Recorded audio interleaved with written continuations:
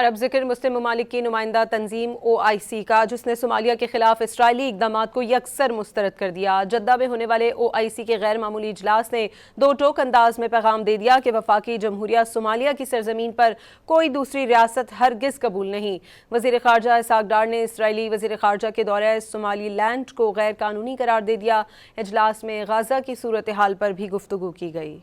Jeddah میں OIC کی وزرائے خارجہ کونسل نے صومالیہ کی صورتحال پر سر جوڑ لیے۔ جدہ میں ہونے والے ہنگامی اجلاس میں اسرائیل کی جانب سے صومالیہ کی سرزمین پر صومالی لینڈ کے نام سے الگ ریاست تسلیم کرنے کا اقدام مسترد کر دیا گیا۔ اسرائیلی اقدام کو اقوام متحدہ کے اصولوں کی سنگین خلاف ورزی اور خطے میں انتشار اور بدامنی کا سبب قرار دیا گیا۔ واضح کیا گیا کہ نام نہاد صومالی لینڈ وفاقی جمہوریہ صومالیہ کا اٹوٹ حصہ ہے۔ وزیر خارجہ اسحاق ڈار نے اپنے خطاب میں صومالیہ سے بھرپور یکجہتی کا اظہار کرتے ہوئے واضح کیا کہ پاکستان ہمیشہ صومالیہ کے ساتھ کھڑا رہے گا۔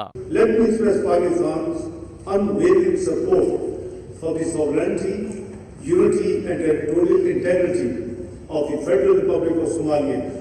We strongly condemn the illegal and unlawful designation by Israel of the Somaliland region of the Federal Republic of Somalia and subsequent unwarranted and highly provocative visit of its foreign minister to Somaliland. اجلاس میں اسرائیلی جارحیت کے باعث تباہی کے شکار غزہ میں تعمیر و ترقی کے لیے سوچ بچار کی گئی۔ وزرائے خارجہ کونسل کی جانب سے عالمی برادری پر غزہ کی تعمیر نو کے لیے بڑھ چڑھ کر حصہ لینے کی ضرورت پر زور دیا گیا۔